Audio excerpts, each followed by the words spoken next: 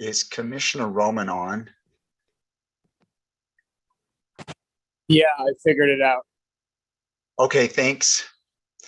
Okay, let's call this meeting to order. This is Public Safety Commission of West Hollywood, March 14th, 2022.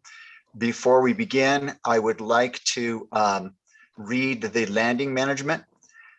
We would like to begin by acknowledgement that the land on which we gather and that is currently known as the city of West Hollywood is the occupied, unceded, seized territory of the Gabrielino Tongva and Gabrielino Kizh peoples. Pledge of Allegiance. Commissioner Roman, would you mind leading us in the Pledge of Allegiance? Sure. I pledge allegiance to the flag of the United States of America. You know what? I can't even remember it right now. Someone else can jump in. I'll do it. I pledge allegiance to the flag of the United States of America and to the republic for which it stands, one nation under God, indivisible, with liberty and justice for all. Roll call. Commissioner Balbone. Present. Commissioner Hallman. Present.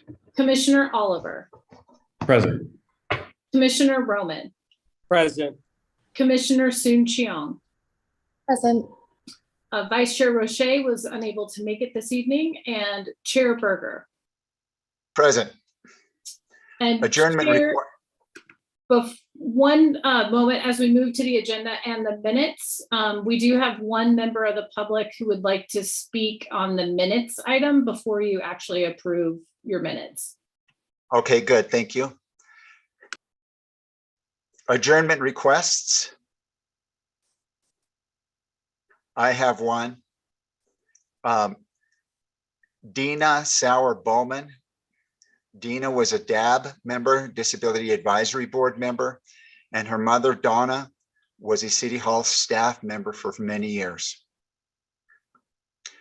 Approval of the agenda. Can we get a motion? So I'll moved. make a motion. I'll second. The motion was made by Commissioner Oliver and seconded by Commissioner Balbone. Roll call. Commissioner Balbone. Aye. Commissioner Hallman. Aye. Commissioner Oliver. Aye. Commissioner Roman. Aye. Commissioner Soon Cheong. Aye. Chair Berger. Aye. Thank you.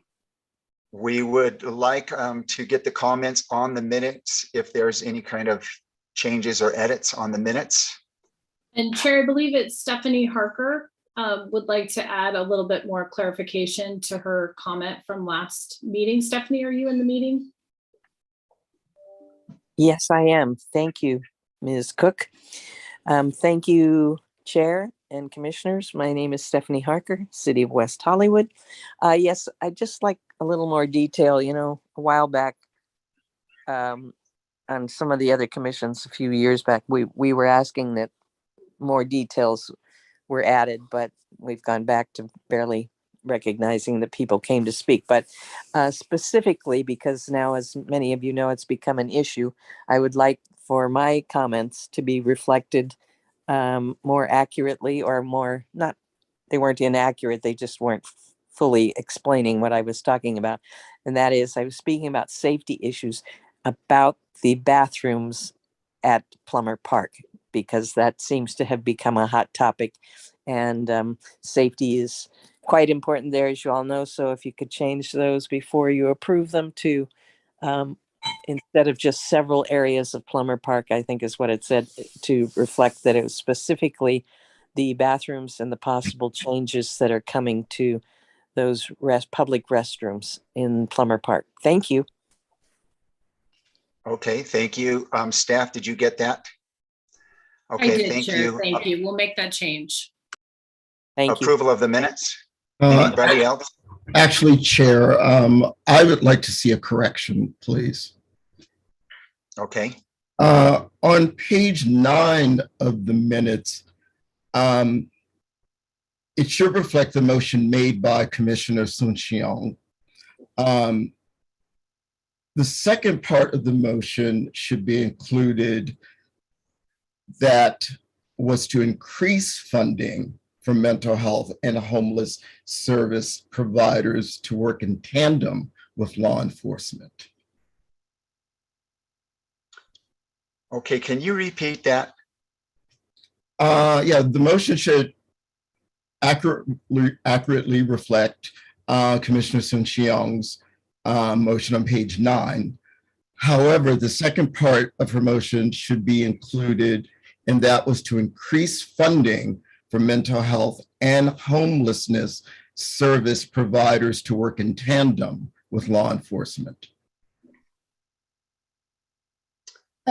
Excuse me. Okay. Oh, Commissioner Sun-Cheong, do you want to weigh in on that?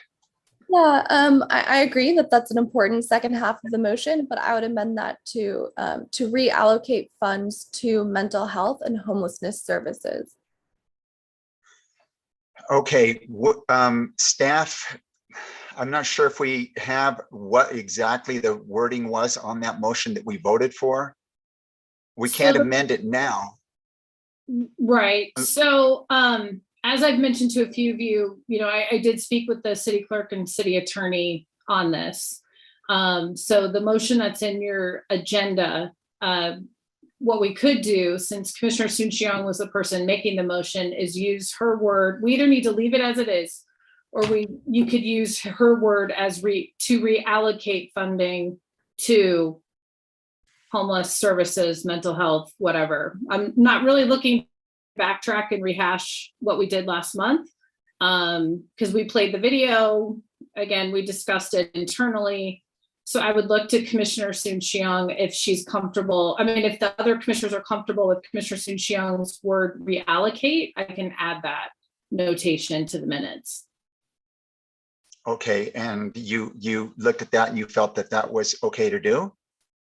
It's, if you I can make, that comment was made, so we can add that comment to the minutes. Okay, But that's not what Commissioner Hallman just said. That's not the same word. So I just want to make sure you all are on the same page, or we need to leave it as it is. okay.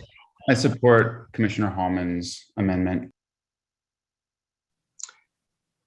I don't support it if it's changing the words of the motion. If you want to change the words and Commissioner Sun-Cheong wanted to change that word, that would be okay, but. So I believe don't- in one of the places in the minutes, it actually says Commissioner Sun-Cheong made a motion to reduce the West Hollywood Sheriff Station by $3 million and to redirect the funding to social services. So as long as that wording is carried through in every place the motion is mentioned, I would be comfortable. Staff, what did you guys look at and what was the motion that we voted on? Staff, the way we have it in the minutes is the way that staff is recommending it to you at this point. Okay, so you want to change within the minutes, the comments to her wording reallocate. What I'm saying is I could make a notation after the motion, the way it's written now, that there was a desire to reallocate the funding for mental health and homelessness services. I think it's, if I might, I'm sorry, but it's right there. And I think Commissioner Sun-Cheong mentioned, it says right in the minutes, not in the actual action, the motion, but it says to reduce by the dollar amount, 10 sworn officers to redirect funding to social services. And I think if we just leave it at that, that's what was said. That's what's already in the minutes. It just makes the action clearer. Right. So just retaining the language from page 8 of the minutes and including that as the action is described subsequently on page 9 of the minutes. I think that would most accurately reflect the actual meeting. So the motion stays as it was, and you're just changing something in the minutes, correct? It's a clarification of the adding- motion. I was just going to say, it's just adding a little bit of clarity by repeating something that's a little bit farther up in the minutes. Right. But I think I Okay. agree with commissioners that it's important to clarify that in the motion itself.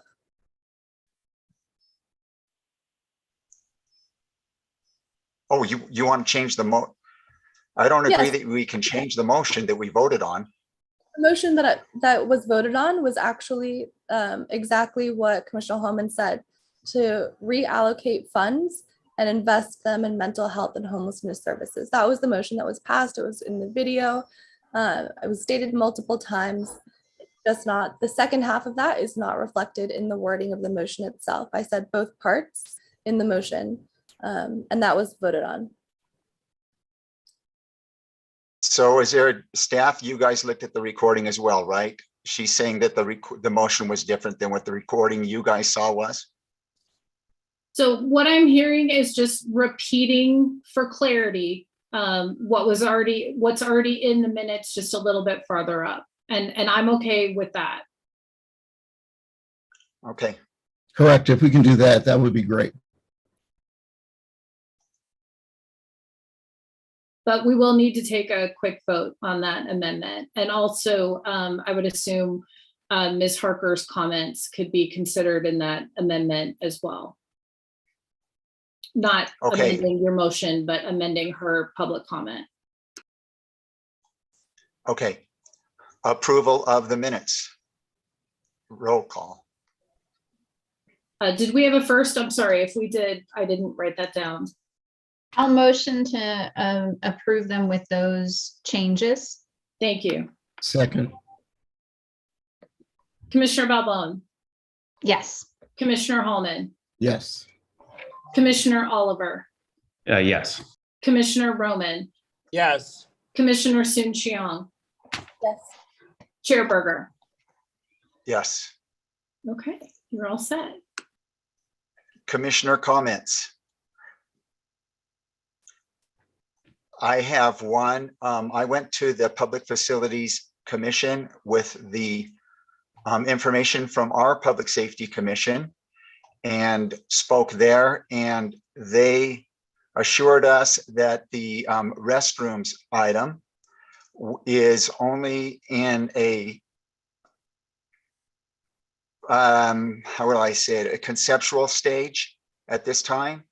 And that there's going to be a robust outreach to the public, and they will definitely make sure that our commission is contacted and notified before it comes on their agenda again. And they wanted to reiterate that our commission is very important in weighing in on this. And so is the Disabilities Advisory Board, and so is the Senior Advisory Board. And I'm going to assume they're going to contact the other commissions as well. And Chair, we just need to back up a second for regular public comment, please. Oh, I'm sorry, I didn't see that. Public comment, we had two listed as far as I know. The first one was Ruth Williams. Ruth Williams, you have 3 minutes.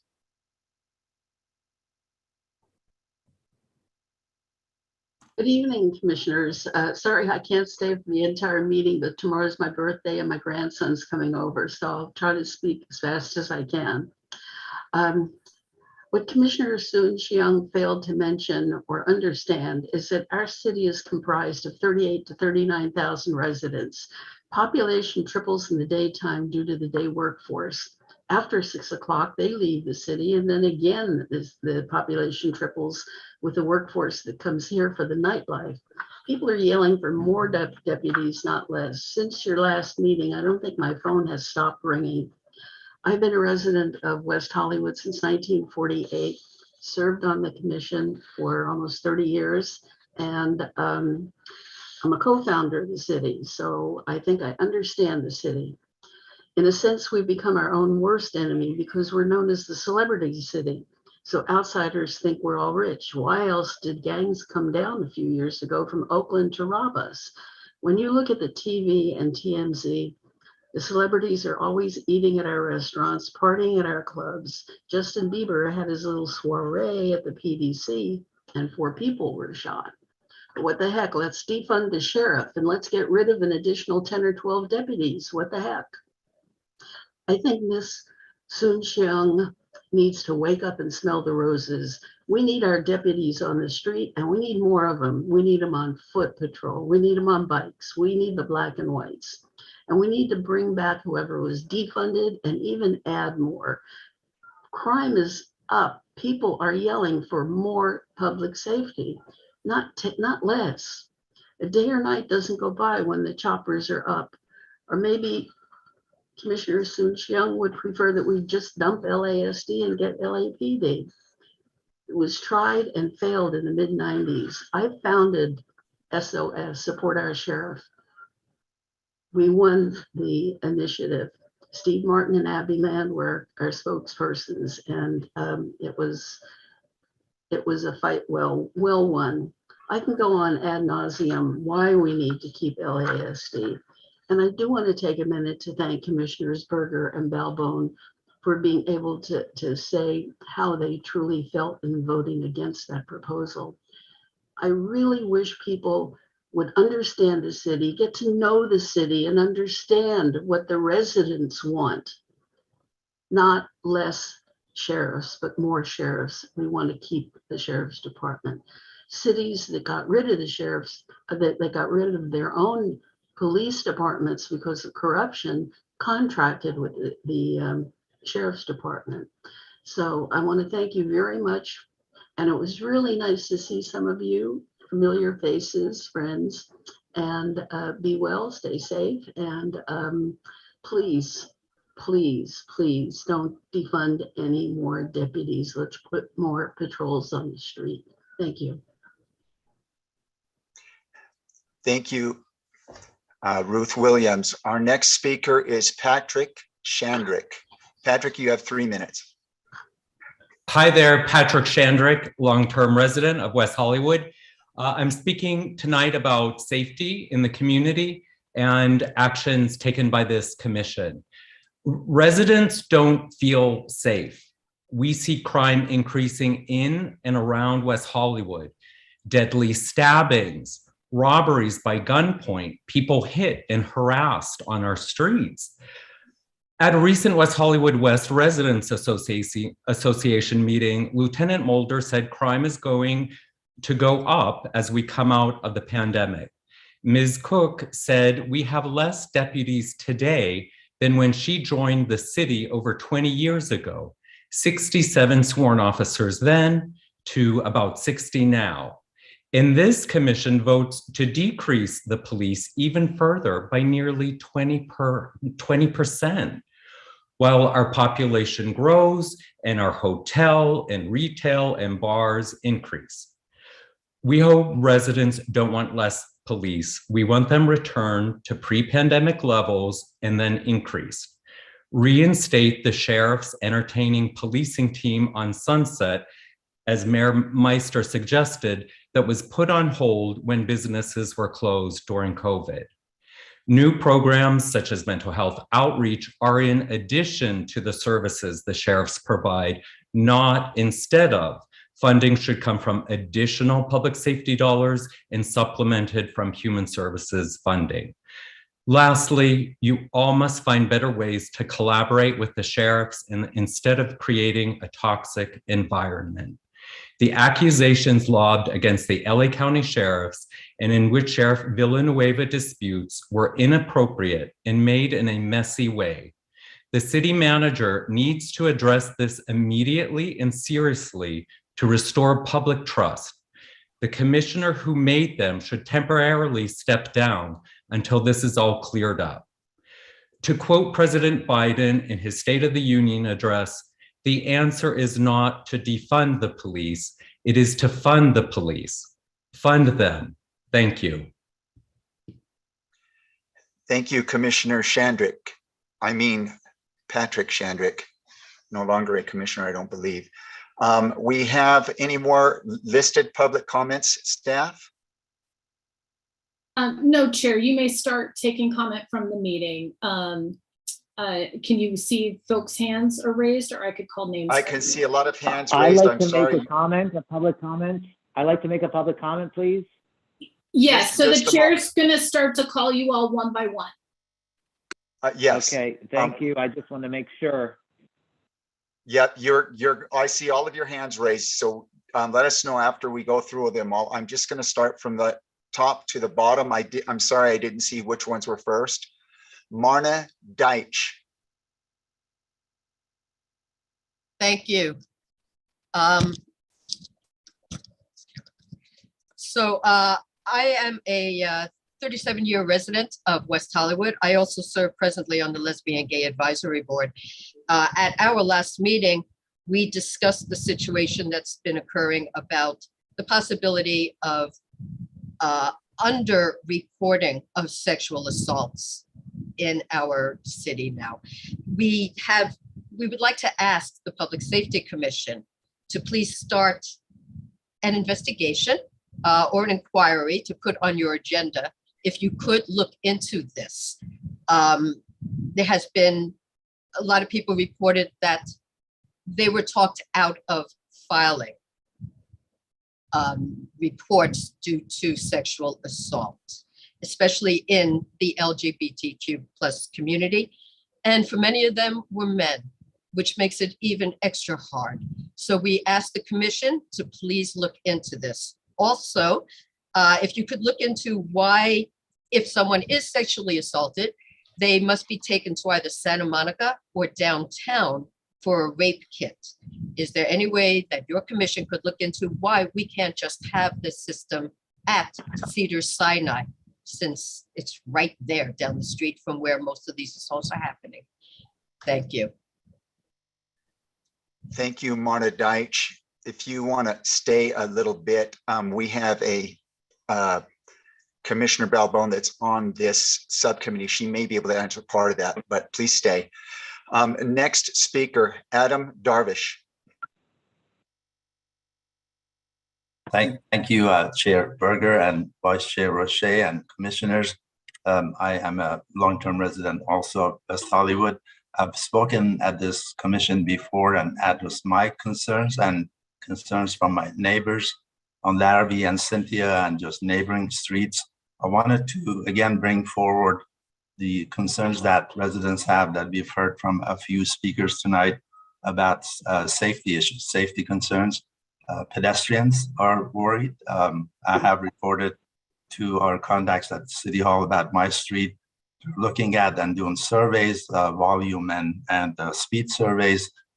I think we need to do better in hearing out the residents. If the channels that they use is not the appropriate channel, maybe you all could look at that and re-advertise a channel. I've encouraged people to use your City of West Hollywood link that has work orders that has safety concerns on there too. I think some have reported, but overall, we're all concerned. I had a neighbor that asked me today if my Ring camera caught anyone slashing his tire over the weekend in front of my house on Larrabee, and my Ring camera was too far. But overall, I've asked if you could have that smart city could add cameras in on our streets where we have more crimes going on, or maybe a block above from the bars and entertainment. I'm not sure if there's a plan for that, but again, the city of Beverly Hills has cameras all over the residential areas at intersections.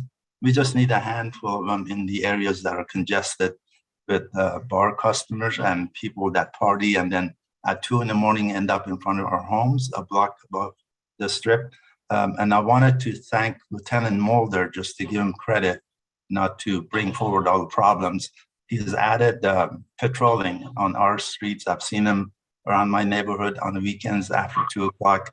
That was a concern that I brought forward. So I want to thank him for that coverage. And also Danny Rivas, I think he's on tonight, probably speaking, but he has also looked at crowd control on Larrabee, because the bar customers would come to the circle and order Uber and Lyft. I think that's a little bit under control.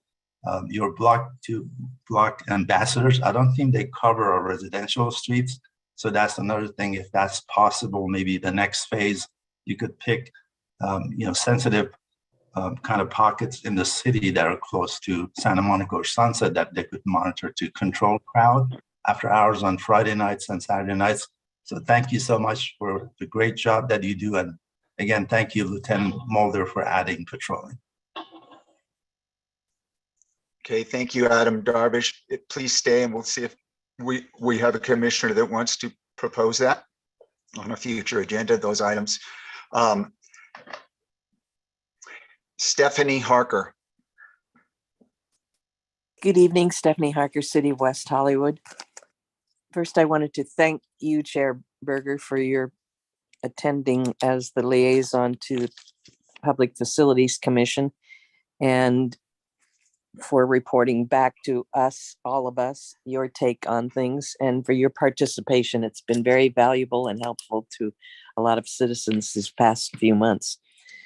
I really think that somehow, and I have recently had a meeting with some other citizens and with the mayor, with Mr. Wilson, the city manager, and this new assistant or deputy city manager, Jackie Rocco, who were very open to our suggestions about improved outreach. It's, of course, one of the hardest things the city has to do is to try and rouse people, to citizens to participate. I see there's more people on here tonight than there have been in a while, which is a good sign. But a while back, we were requesting that the Public Safety Commission meeting be on Channel 10, the way that rent stabilization and the city council are. It's paramount. It is the most important issue when you ask people what they'd like to see happen in the city. So on the topic of defunding or funding or reallocating, whatever we call it, I agree with many of the speakers. We need more. $3.2 million is a drop in the bucket. That's what the city spends on the Halloween parade every year. So to lose 10 deputies, which would that would cause longer response times from sheriffs, less service, things that will take longer. I don't think that the public understands and I don't even understand these terms sometimes. Defunding the police sounds like you're not going to give them any more money, but to cut them when crime is on the uptick, when the sheriffs themselves, Lieutenant Mulder, well-respected, involved in our city, says that the crime is going to be going up after COVID, when more people are out and about. That's a little frightening to think that we're going to lower the number and expect to dump it onto the mental health issues, which of course are important. We need to do both, which I believe many people agree with. So I want to thank you again, all of you, for your participation in our city and your service to the commission and to the rest of the members of the community. And I just thank you. Good night. Okay, thank you, Stephanie Harker. And those who have already done public comment, if you can take your hands down. Yola Dore.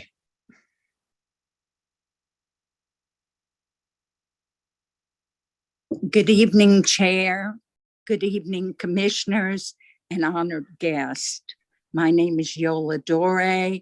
I'm a 30-plus year resident of the East Side. I'd like to ditto what Ms. Harker, Patrick Shandrick, and Ruth Williams, and several other people have said about our public safety. I'd like to ditto what the President of the United States said in his State of the Union address.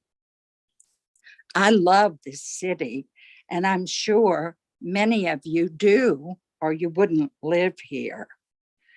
I think we're progressive. I think we have many good things on the table.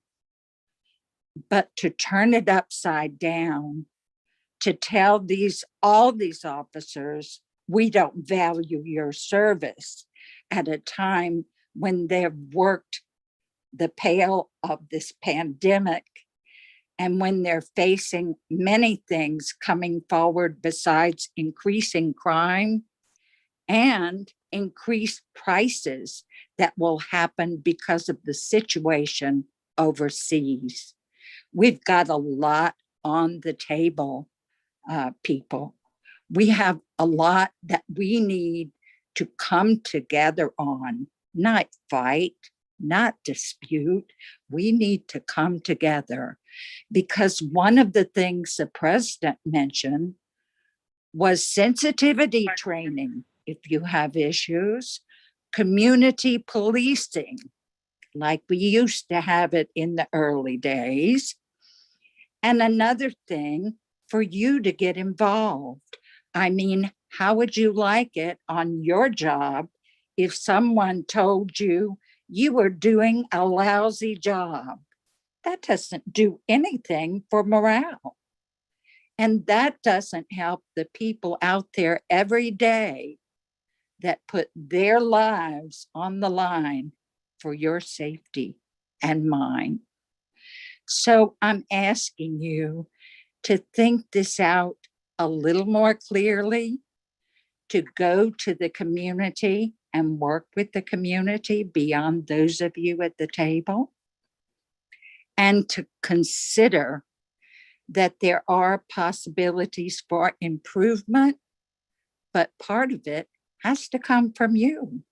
You can't always say everything is negative. It's not. Everybody has good qualities to offer, and we need to find them and put them to work in our community.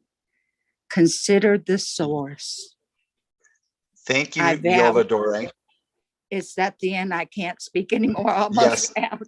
I just like to say thank you for your volunteerism, and thank you for working together to help our city. Thank you, Yola Dore. Thank you. I believe this 9751 phone number, I'm not sure who that is. Okay, go ahead. Yes, Staff, it's me. start the timer. Yes, hello, commissioners. My name is Jamie Francis. I've been a resident of West Hollywood for 11 years. And in the past 11 years, over a decade, I've seen changes in public safety as well as an uptick and increase in crime. I am a victim of crime. Since 2011, I've had a homeless person throw a wrench at my head. I've been followed with homeless people who have been on bicycles. I moved out of the East Side District because someone was peeking in my window at 3 o'clock in the morning. Those are frightening situations. Just last night, I couldn't get any sleep. I live south of Sunset, west of Crescent on Havenhurst, and there was a person who was screaming for 5 hours straight. The homeless people have mental health issues, but now not only homelessness, they are becoming violent. Just about 5 months ago, I was punched in the face while walking eastbound from Doheny, going towards Lapeer and San Vicente, and was punched in the face. And by the time the responding deputies, because of lack of funding and at that time, public safety measures, the person got away. We need more officers during the weekends or to patrol overnight, because us residents, our safety is tantamount. It's paramount. I couldn't even get any sleep last night. And then there's construction cranes going on at 7:30, and this person was screaming from 1 o'clock until 5 o'clock in the morning. That is unacceptable. I go to Plummer Park. I haven't been there. I've spoken to Kristen Cook the last time I was there in November of 2019. I had people who were prostitutes and pimps that were in front of the bathrooms making and accosting me as I'm a client there. That is unacceptable. We live in a community. We're not surrounded by gates like some commissioners are, or who are afforded the ability to live in mansions or have private security detail or live behind gates. This is a community, and like one predecessor or speaker before me said, people come into this and cause havoc and crime, and they're gang affiliated to robbing people because they assume that everybody in this community has money. What about those people on rent control? What about those people like myself who have fought to remain or try to survive in West Hollywood and not get priced out yet? You have to look at our rights being violated. We need more police that can patrol our neighborhoods and make us feel safe so we can walk our neighborhood, go to the store without having a shootout at 4 o'clock in the morning, or somebody opening fire in front of a club because they're disgruntled, or someone having their head stomped in because they got into an argument in front of the EPLP.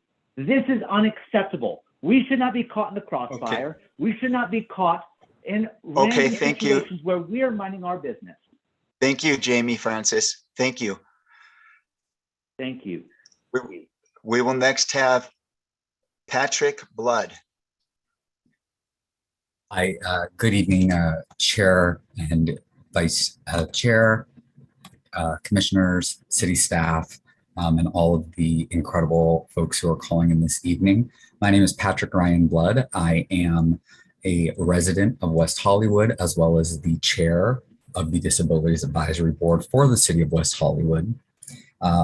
I will first say I'm also your liaison from the DAB to this commission. I'll speak generally first, that the DAB has spoken at quite lengths of the need to protect persons with disabilities and seniors in particular. We don't have a statement regarding that, but that is a general statement. That's a general factual statement. Now I'm going to speak for myself, and I'm, no notes, didn't really plan on necessarily speaking this evening, but it is alarming to me, a notion to take away sheriffs. I think quite the opposite. We need more foot patrol within the community to let the community know that they are safe, to let people who are visiting our community know that the sheriffs are there to protect and serve. I'll say that my interactions with the LA sheriffs in WeHo have been incredible.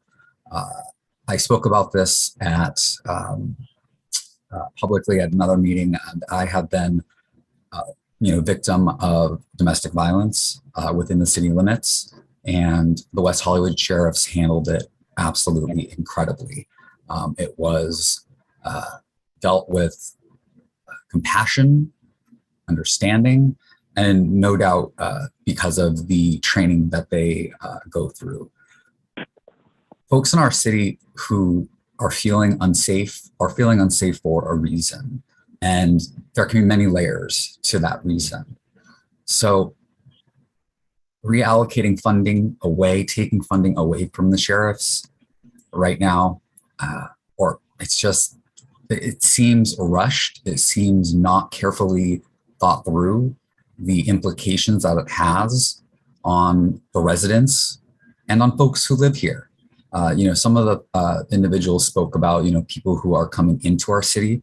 Well, they also need protection. They're not necessarily a problem, right? They're also afforded the right to be safe and secure in West Hollywood by West Hollywood sheriffs, even if they're a visitor. So with that, I will say I have nothing but gratitude for all of you in serving on this commission. And I really urge you to not figure out a way to undo course. More foot patrol. Thank you. Thank you for having me.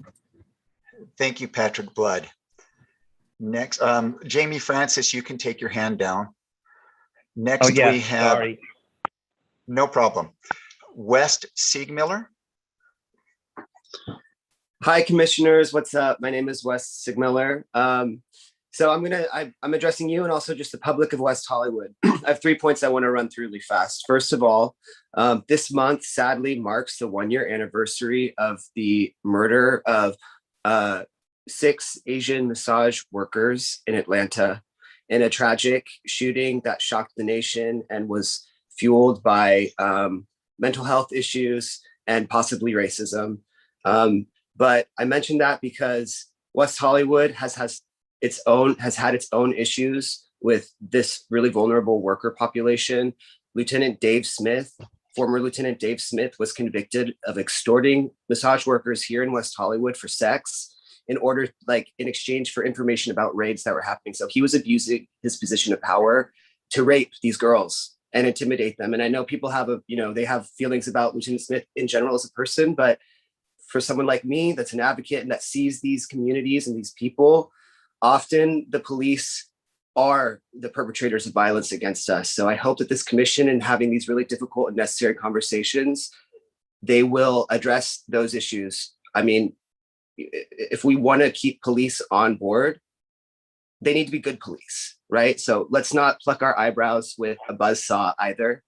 And for people that are concerned about the loss of our law enforcement first responders, tomorrow at 10 a.m. outside of the LA Board of Supervisors office at 10 a.m. There's going to be a big protest to defend the 18,000 LA County employees, including 4,000 sheriff deputies that are on the docket to be fired because of their refusal or inability to get the COVID vaccine.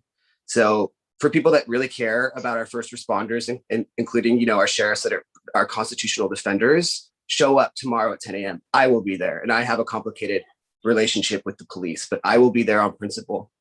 So to go back to the thing I was first talking about, if you'd like to donate to the Immigrant Asian Massage Worker Outreach Program, pilot program, that SWAP LA Sex Workers Outreach Project is doing in collaboration with CCED, which is a community embedded workers outreach organization in Chinatown, in order to do outreach to the massage workers in Chinatown in LA. Please, we have an $8,000 funding goal to fund this work, and we're ready to go. We just need the community's help. You can go to tinyurl.com/protect massage workers if you'd like to donate to our local cause. Again, that's tinyurl.com/protect massage workers. And lastly, if I can just have 10 more seconds, this Sunday, the Free WeHo Coalition is hosting a really fun health freedom picnic. It's going to be happening at noon to 4 p.m. this Sunday, March 20th at West Hollywood Park. So please come. It's going to be really fun. If you want to know more information about what we're all about, go to freeweho.com. Thank you, West Siegmiller. Andrew Solomon. Hi, good evening, commissioners. My name's Andrew Solomon, and I'm a public facilities commissioner. I just wanted to stop in and say thanks to Chair Torrey for stopping by our last meeting. I know you previewed your commissioner comments on it, but just to give, this is regarding the Plummer Park Community Center bathrooms issue that has been raised. That issue was put on our agenda 2 months ago as a safety upgrade to the community center. And we didn't take a vote on it or anything. It was brought to us mostly as a receive and file, receive and provide, some opinion, but there was no formal vote taken. But like Chair Torrey mentioned earlier, we definitely do intend to bring this forward to other commissions like yourself here on the PSC, the Senior Advisory Board, DAB, before any sort of final upgrades are made to that space. But I wanted to thank you for coming, and thanks to everyone who's given community input on that. That's all. Thanks. Thank you, Andrew Solomon. Ambrose Brooks. Hi, thank you, Commissioner. My name is Ambrose Brooks. My pronouns are they, them, and theirs. I am a resident of Hollywood, and I am the coalition coordinator for the Justice LA Coalition here in LA County. And I'm really disturbed to hear comments in the Public Safety Commission meeting today about the need to increase funding for the police and increase funding for the Sheriff's Department. I want to remind the commission that the LA County Sheriff's Department has a $3.4 billion budget every year. And, so they are not lacking in funds. And a lack of sheriff's deputies in our county is not the cause of any hypothetical rise in crime. In fact, actually, there's data to show that there is not a rise in crime here in LA County. So In 2017, the Board of Supervisors asked for semi-annual reports on the Sheriff's Department's financial status when overtime costs were over 80% of the authorized overtime budget of $130 million.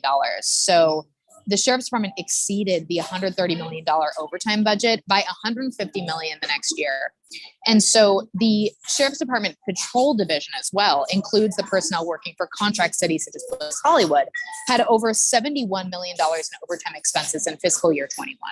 And so with all of those numbers in mind, I also want to talk about the lack of investment in mental health care and permanent supportive housing. And so what we've heard from a lot of callers today is that houseless individuals experiencing mental health crises are a threat to public safety.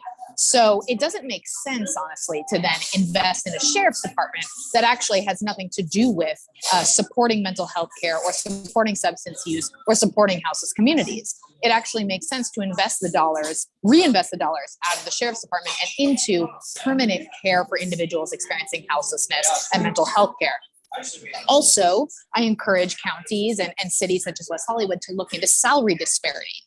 If the sheriff's department entering deputy makes over $100,000 a year, and an entry-level mental health care worker makes about $45,000 a year, it makes a lot of sense why people would potentially gravitate towards working for the sheriff's department and not mental health services. In fact, this year, the Board of Supervisors has issued multiple motions addressing the need for more mental health care workers in Los Angeles. However, the board did not address the salary disparities, but contract cities can take that up on their own.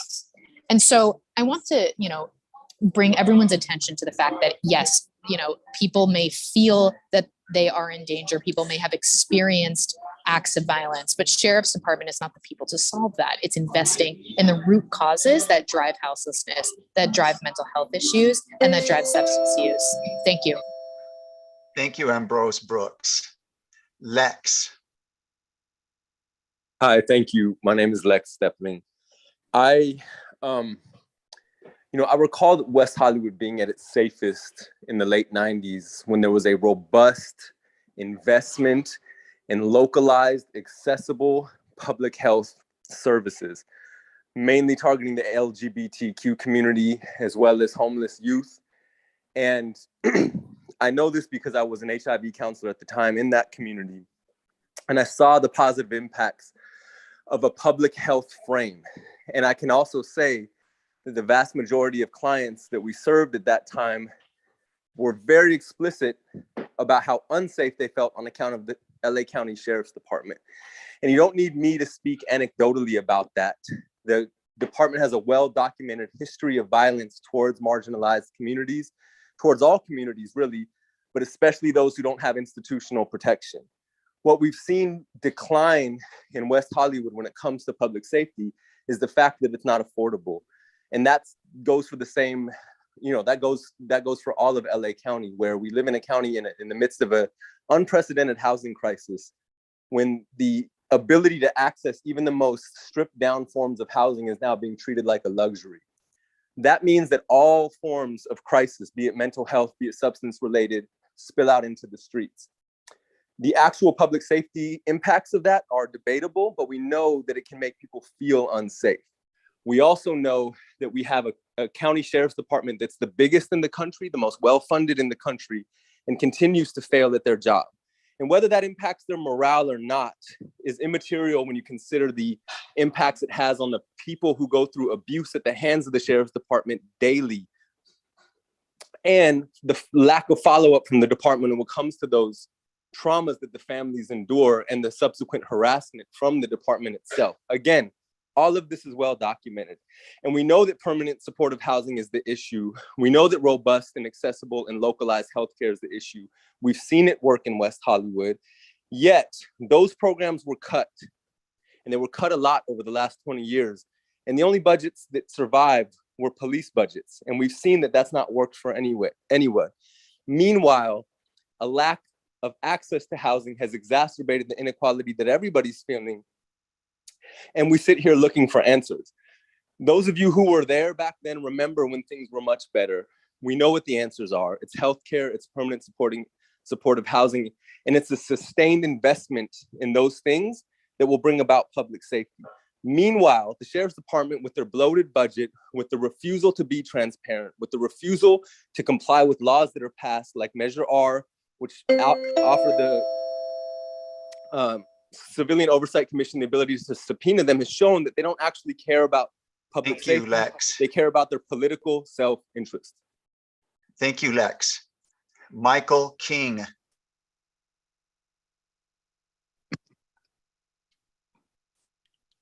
Thank you, Commissioner Berger. Good evening. Good evening, commissioners. Good evening, staff. I speak to you this evening as a citizen of private citizen of the city of West Hollywood, not in any official capacity. I read the minutes from the last meeting, and I'm kind of surprised. Perhaps something got lost in the translation, but there sure seems to be an edge to the tone of the comments of some of the commissioners. I find that disheartening. It implies to me that the commissioners already made up their mind about issues they're bringing to the commission and aren't willing to listen to public comment. I wanted to say I sat on a commission at one time in the city, and we had to approve certain kinds of businesses coming in. And one of the issues I brought up was, what about police? What's going to happen with these specific new businesses? Are we going to have increased police protection because of the sort of I don't know what the right word is for the concerns from citizens about the possible crime issues related to business? We were told police numbers, sheriff's numbers would be increased to go with those businesses. I don't see that. Maybe I missed it. People have been talking about overtime for sheriffs, the overtime budget. If you've ever done a budget for a business, overtime is a lot cheaper than hiring new people. Cost of training, cost of benefits. Overtime is really cheap. 60 hours of overtime for a person is a lot cheaper than hiring somebody new. And I came in when Yoladore was speaking, and I just want to thank her for her comments. Thank you, commissioners. Thank you, Chair Berger, for letting me speak.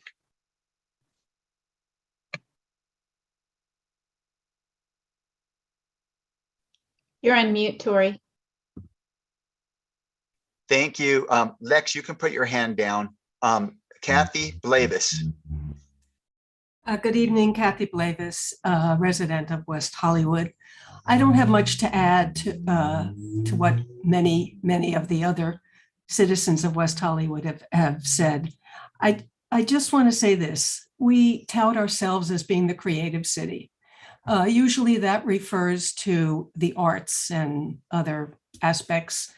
I think this commission, our city, our council really need to get creative in terms of not just what happens with our sheriffs, but also the mental health officers. I don't believe taking away from one department to give to another is the answer. I think the city has been very successful in figuring out ways to raise money. For example, over $200+ million for WeHo Park. I'm not dissing that. I'm not saying it shouldn't have been spent. I'm saying if there is a way to figure out how to raise money for things like that, there should be a way to add to the budget, revamp the budget, be creative with the budget so that the mental health trained people can be in conjunction with the sheriffs. It's not one or the other. So again, that's pretty much, I think, what other people were saying. I think, what Commissioner Mike King said as a public person, not as a commissioner, in terms of overtime versus new training, things like that really need to be taken into consideration. So again, I thank you all for your service to our community. And I just hope that you commissioners are listening to our comments and take them to heart. Thank you. Thank you, Kathy Blavis. Now we will have another chance at, I don't think we see any others. Commissioner comments. Commissioner comments, so everybody knows, we don't put a limit on the commissioner comments. That's as far as I know from talking with the city clerk. So Todd Hallman, Commissioner Hallman. Thank you, Chair Berger. I just wanted to give a little quick update. We had our second emergency response planning meeting to kind of define what Commissioner Oliver and I felt should be a focus with staff. One of the things that I brought up, because I'm concerned about, especially in the polarizing times in which we live, is having a plan where residents can be notified in the event of an emergency. So I know that was something that staff took into consideration, and that will be addressed. I know we'll have another meeting soon. I don't know if Commissioner Oliver has anything to add to what else we discussed at the meeting. Yeah, sure. I'll give that part of my comments now, if that's all right. Just in the emergency response plan under the threat assessment of terrorism, I suggested, and I think it would be a relevant and helpful amendment to add under high-risk targets, synagogues and Jewish community gathering spaces and events, as well as LGBT and BIPOC gathering spaces and events, since those are relevant to our community. And then I will give the rest of my comments when it's my turn. Thanks. But in all, I think we're doing very well. So we just wanted to give you that brief update, everyone. Okay, you can put your hands down unless you have more. Commissioner Sun Xiong. Thank you so much. I want to thank everyone who spoke today and emphasize that I care very much about safety. I care very much about the prevention of harm. The LA Sheriff's Department's monopoly over public safety is not in service of all of our shared values to increase that feeling of safety. I asked the Sheriff's Department a very simple question. What are metrics of crime prevented by the Sheriff's Department in WeHo? The Contract Law Enforcement Bureau, in charge of the department that is overseeing this contract, said, and I quote, "There is unfortunately no way to accurately measure." So the data they will report later on in this meeting reflects just that. Yet what we hear and what people experience is that crime is rising. So despite the escalating costs, West Hollywood experiences relatively the same rate and frequency of violent crimes as it did in 2012. There were 320 reported violent crimes in 2012 and 200 in 2020, but less crime is being reported. In fact, the Department of Justice claims that 40% of all crime is reported to law enforcement. Why? Because folks feel unsafe reporting their crimes to law enforcement. So to align public safety goals with the contract costs, West Hollywood should reconsider reallocating funds from the Sheriff's Department towards existing alternatives. I want to urge that those who care about rising crime and fiscal responsibility should agree with the same point. And I also want to emphasize that we are reallocating funds not an arbitrary amount, but exactly the amount which represents 18% of the Sheriff's Department time in West Hollywood that they spend on mental health and homelessness. It makes more sense to have trained service providers offer their services to do just that. And when I'm specifically told that this is too big of a hurdle or task, I say we already have places to fund. The West Hollywood Mobile Interdisciplinary Team Services in total is $376,000 for 2021 fiscal year. That's the equivalent of one sheriff's officer. And I want to request a clear breakdown of homeless services, mental health services being provided, and the cost of each staff. We heard earlier today in public comment, the average Department of Mental Health worker makes $45,000.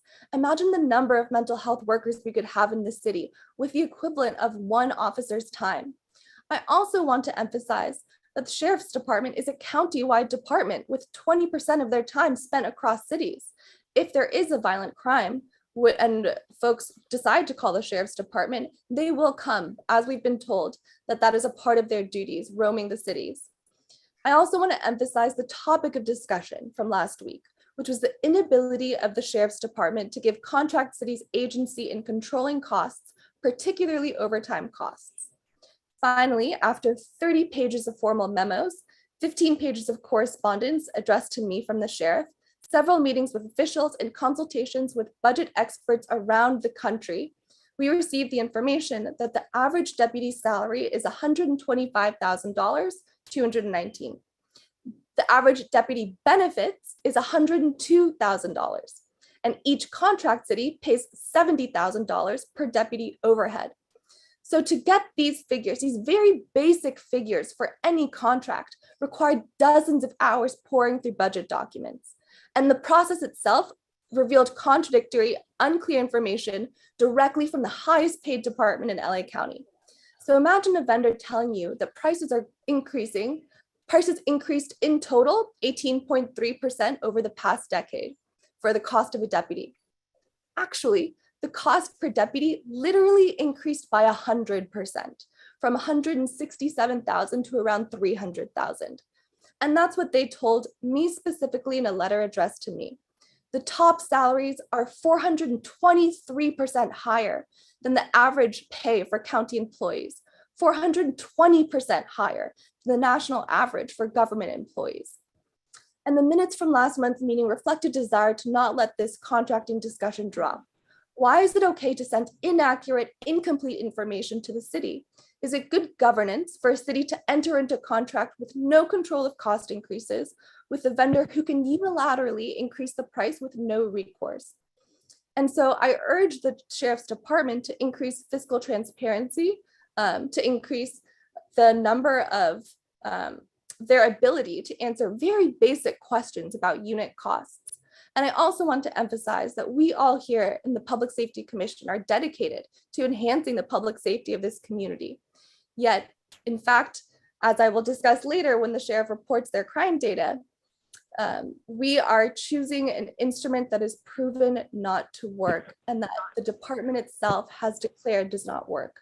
We have the opportunity right now to set precedent for more investment in what we know works, which is community-based mental health and homelessness services. Thank you very much. Thank you, Commissioner Soon-Shiong. Commissioner Balbon. Thank you. I wanted to give an update on the subcommittee that is focused on sexual assault in West Hollywood. We met on 3/1. Many of you will know that the city did approve in the last council meeting test strips for drinks at our clubs. One of the actions that we think is very important as a subcommittee is that that comes with a robust campaign to educate people and make sure that they are aware of the problem with spiked drinks and how to respond. So one of the things that was recommended in that meeting was that we, as one of the sponsoring commissions, in conjunction with the Women's Advisory Board, take an action tonight, which I will make a motion to ensure that the test strip effort is accompanied by a robust campaign developed by the city that is released to residents and all commissions and advisory boards. So I'd like to make that motion that in accompanying the sexual assault prevention work, inclusive of the test strips, that a robust campaign is developed for awareness and support of people here in the city, and again, reviewed and brought to all of the commissions. So that's the motion. Hopefully there'll be a second. I will second it. Roll call. Can you repeat the motion, staff first? Thank you, Chair. What I heard was motion by Commissioner Balbon, seconded by Chair Berger, that the city's sexual assault prevention work, including the GHB test strips, include a robust public education campaign. And I could probably clean that up a little bit. Sorry, hope that helps. Carrie, did I miss anything? Public awareness campaign and bystander training. Bystander training, thank you. I knew I was missing something. And before we take the roll call, I just want to note, this was not agendized, but this has been talked extensively in this commission. And so therefore, usually we agendize things so that the public can weigh in on these kinds of things. But in this case, we have talked a lot about this in this commission. Commissioner Oliver, do you have a question on this? Actually, Chair, at this point, commissioners do regularly report back based, as you just did, your attendance to Public Facilities Commission or other meetings that their peers have asked them to attend. So Commissioner Balbone is accurately reporting on the last subcommittee meeting that we were at. And since this is a recommendation for others to consider, I believe you're okay to go forward with this. Okay, thank you. Commissioner Oliver, do you have a question on this? Your hand is still up, Commissioner Oliver. Not on this. I've got comments to make. Okay, roll call. Commissioner Balbone. Yes. Commissioner Hallman. Yes. Commissioner Oliver. Aye. Commissioner Roman. Yes. Commissioner Soon-Shiong. Yes. Chair Berger. Yes. Commissioner Balbone, are you finished? No, I have an update also from the Human Services voting on 3-8. I did want to report back that I did carry our thoughts forward. I can actually send the write-up to all of you. There were a couple of areas that I slightly embellished because of some growing concerns and carried forward all of what we had asked for. But I included looking at the inflation impacts to housing, food, and utility insecurity in the city, in addition to all of what we outlined at the last meeting. And I'll gladly provide, but I can quickly run through it. What we asked for, significant service representation, is supportive services for assault victims, including advocate support and tighter partnership with the Santa Monica Rape Center, assault survivor hotline, benefits for enrolling into Medi-Cal, additional mental health services, homelessness outreach, rapid response, homelessness prevention, access to services and shelters for unhoused community members, mental health service focused on the unhoused, long-term mental health treatment facilities, longer rental assistance and extension of rental support via grants similar to what we've been doing for COVID, and ensuring that we have ways to work with the growing unhoused population in need of mental health services, including people experiencing psychosis, schizophrenia, and deteriorated mental health status tied to meth and other substances. Some of the barriers are the distance needed to travel to access to the rape crisis. And this is barriers for all of these areas that we discussed needing to solve for, is distance needed to travel for access to the rape crisis center, growing population of transient and unhoused people with severe mental health needs, and then of course, inflation. Each commission reported. We had a lot of similarity in several of the commissions. So I just wanted to make sure that we noted that. One thing I also want to mention, because I regularly attend the Human Services Commission, is if anyone wants to understand the city's budget for support services for the community beyond public safety in terms of mental health support, housing support, and other services, I strongly suggest attending that commission meeting. It's very positive, the impact that people have in the city, and there's a lot of discussion there of the support services that the city provides. And I hope that addresses Marna Deitch's comment, and I will follow up with her directly as well. Okay, thank you, Commissioner Balbone. And I also attended that meeting, and I do recommend attending those. I want to add one comment to that it's a false narrative to say that we have to get rid of sheriffs in order to add behavioral and mental services. Commissioner Oliver. You're on mute, Commissioner Oliver. There we go. Well, thank you. I first wanted to thank everyone who took the time to come out and speak tonight. I'm listening, and I'm also a resident of the city, and I'm feeling the same way that a lot of people who came out to speak tonight are feeling.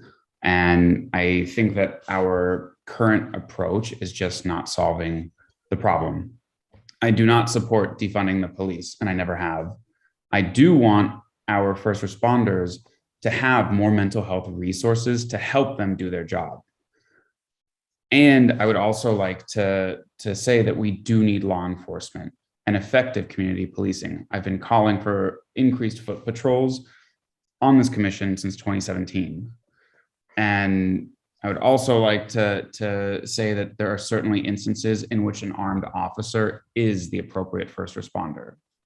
And there are times in which a social worker or a psychiatrist is more effective. The ultimate goal should be a more equitable society, and that will lead to fewer crimes committed. And I support whatever policies make that possible. What we're doing now just is not working. And I think that that's something that many people would agree with, that it's just not working as we're doing it now. So I want to live in a society in which crime is a rare occurrence, an equitable society in which crime is a rare occurrence. I want us to dismantle and examine and dismantle historic and systemic inequality, racism, sexism, and the growing wealth gap. And the policies we create today will determine the society that we live in 10, 20, 30 years from now, and whether we continue to see an increase in economic desperation and subsequent crime. That is a world many of us envision, but I don't think we're there just yet. We have to analyze and discuss what leads to the moment a crime is committed, but we cannot accept or excuse crime, especially violent crime. And I also agree that the tone of our public discourse needs to change. We need to always be talking about inequality and racism and how that affects the day-to-day lives of millions of our fellow Americans in real ways. We need to have that meaningful and nuanced conversation. And at the same time, having that conversation doesn't mean that we entirely devalue the role of the individual people who come to work every day to keep our community safe. I think that the role of law enforcement needs to be defined better, but we shouldn't be having this hurried and piecemeal conversation. The motion that was made last month was, in my opinion, too big and important of a conversation to just rush through. It needs to be a more nuanced and in-depth conversation. I want to hear from more in the community and find ways to improve public safety, methods that work. Our only goal should be solving the issues that lead to crime and a lack of public safety in our city. So I appreciate the comments that were made tonight. I am looking forward to this conversation going forward, and I hope that we can agendize these bigger conversations so that the public can come and weigh in, and we can have a more nuanced and comprehensive conversation. But I appreciate everything that was said tonight. Thank you. Okay, thank you, Commissioner Oliver. I think before we start a discussion going to agendize something like that, maybe we can do that in the work plan. That's agendized right now so that we can discuss our priorities and how we want to move forward with those. Commissioner Balbone, do you have, Yes. We don't want to get into a discussion. Do you have something you want to add to your commissioner comments? Yes, and I wanted to add it first, thank Commissioners Oliver and Holman for the work you're doing on the emergency response. Thank you. One of the thoughts that you spurred for me is we have a very large Russian and Ukrainian population in the city of West Hollywood, and it is I shouldn't say understandable. Unfortunately, we may see crimes enacted against people of Russian descent because of the current conflict right now. And I just want to make sure, we called out the Jewish community, and I think that's a great call out, and we should absolutely do that. I think we should be sensitive to what's happening right now. And I just ask that at the right time and in the right way that you bring that forward in the work that you're doing in your subcommittee. Before I forget, and I meant to say it in my comments and I forgot. So my apologies. Thank you, Commissioner Balbone. I want to make a note that March 21st, I believe it is, this public safety is going to be mainly the topic with the City Council. I believe it may be at 8 p.m. Please look at the calendar. A lot of the things that we are discussing are going to be discussed at City Council, and we can react after we hear that City Council meeting and probably subsequently agendize some things if we need to.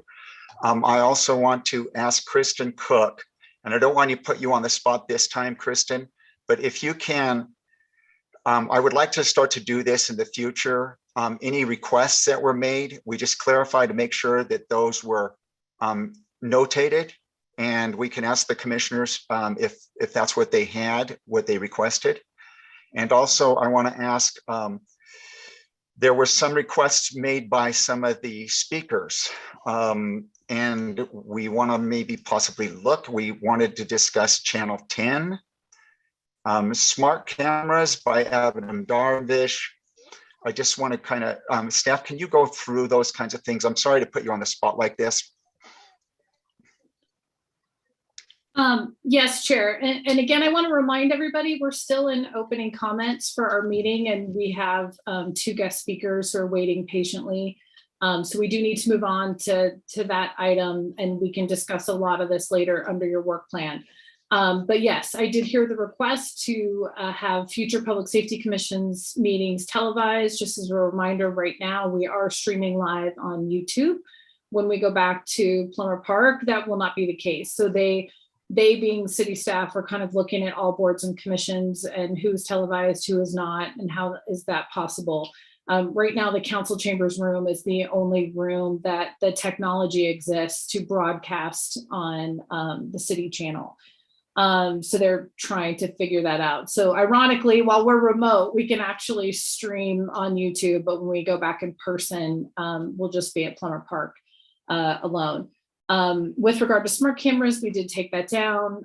Staff will be putting together pricing for different cameras. We actually have that information already and submitting it to the city manager for his consideration as he puts together his budget recommendation to the city council. Public Safety Commission comments that were made last month have also been submitted to the city council and the city manager for that same process. Monday city council meeting is at 6 p.m. Not 8 p.m. And it will have the regular 6-month update from Public Safety and Captain Ramirez, and also a big update on the Behavioral Health Crisis Unit. The Strategic Initiative staff has done amazing work on that, and have some recommendations and decision points for the City Council. With that, Chair, I think, Commissioner Balbone had recommended instead of, I tend to do an email list for you all, but she liked the idea of a spreadsheet to track some of these items. And so I'll be using a spreadsheet to share back with you all via email, kind of as we work through some of these things. And Lieutenant Mulder will also continue to answer questions from the previous meeting during his sheriff's report. So those answers will live on in the minutes. So they become public as well. And with that, I recommend that we move on to item 9A if possible, and then we can always get back to this discussion under your work plan later in the agenda. I want to give the commissioners a chance to see if all of their requests were recorded. I believe that Commissioner Soon-Shiong asked for the breakdown of the sheriff's, how the time is spent. I think we did that 2 years ago of the budget. Were there any more? Okay, this is what we want to do. It's quality checking. If there's something you requested, just mention it. Okay, and the last thing is the smart cameras. I personally would like to agendize a camera discussion, not necessarily smart cameras, because there's a lot of alternative ways to do cameras. I would like to agendize that. I would like to make a motion to discuss cameras, some sort of a camera system. Yeah. Could we add to that, or would you mind adding to that motion license plate readers as well? Sure. That can be, and yeah, okay, so I make that motion. Do I have a second? Second. Roll call. Chair, you Can I get clarify? clarification? Didn't we actually have a motion on that at our last meeting? You did, and thank you, Commissioner Bevel, and I was going to bring that up. Some commissioners abstained because they felt like they didn't have enough information on data, who would own the data, access the data, that type of thing. And again, we're very preliminary in what we're pricing out. At this point, we've only priced out additional ALPR, those automated license plate reader cameras, kind of per intersection, and that was at council's request. But if you'd like to have a camera discussion, as long as there's no opposition, we have, and again, we're going to get to this later on your agenda. So I'd really recommend we move on to 9A, and we can come back to some of this at the work plan. But you have Neighborhood Watch, Reimagining Neighborhood Watch on your April agenda. We could also give you a broad camera update at that meeting as well. But again, we can discuss this later in the meeting. I'd recommend moving on to 9A. Okay, so we have the motion on the floor. The reason I'll maybe explain a little bit, because there's alternative ways to have the cameras. Mayor Meister recommended one camera thing, which was businesses having cameras. There's alternative ways that we can discuss that. And I think that the public would also want to weigh in on these concerns that some of us commissioners had, which was who gets the footage and things like that. So that's why I wanted to put this on the agenda.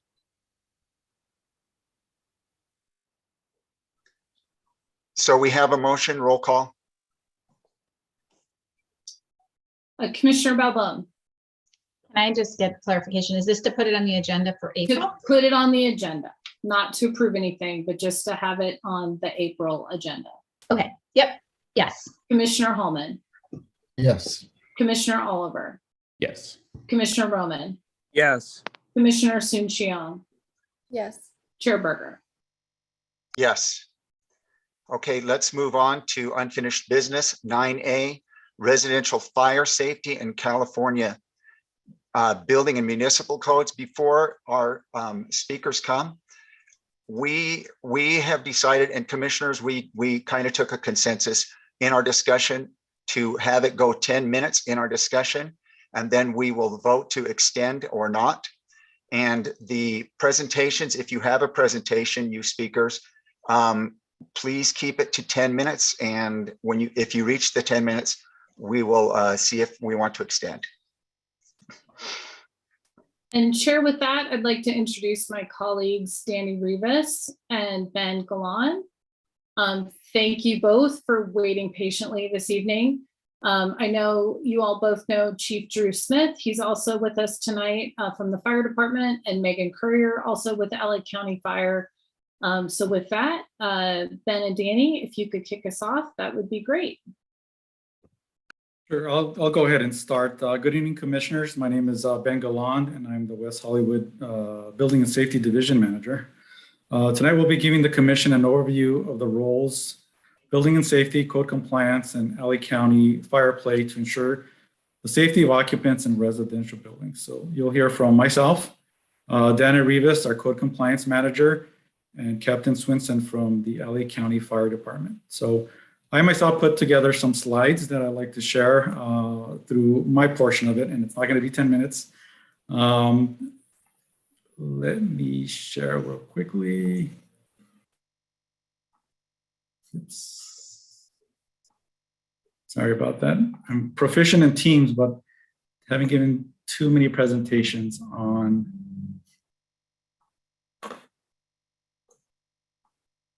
There we go.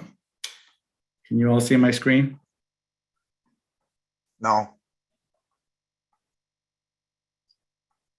Sometimes it takes a minute if it's very big. It hasn't come up yet.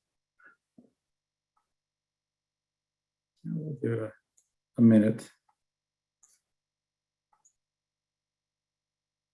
Nothing yet? No. All right, sorry about that.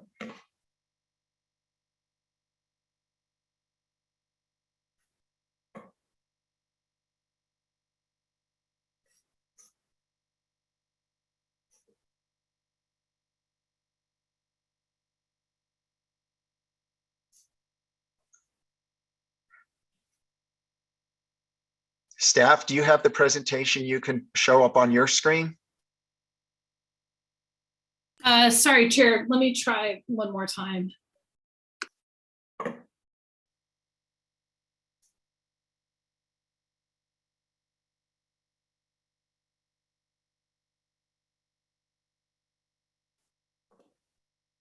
Ben, try now for me. All right, let's try one more time.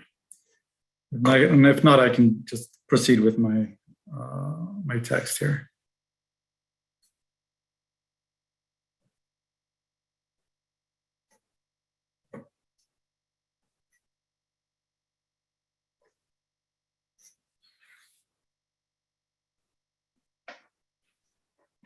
Yeah, I've made you a host.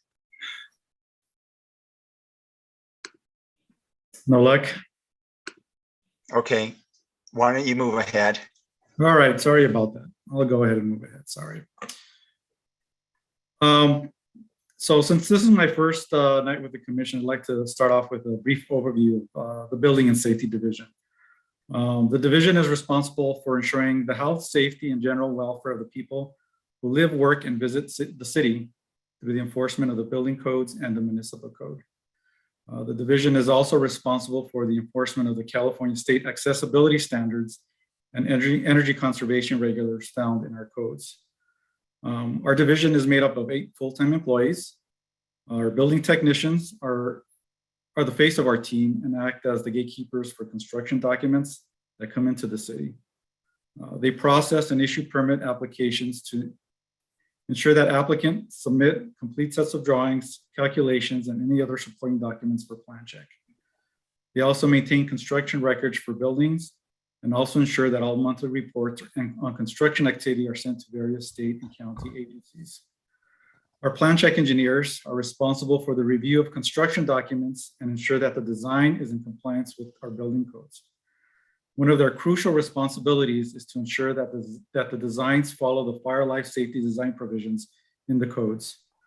Some crucial items include checking that the construction type of the building is compatible with its proposed use.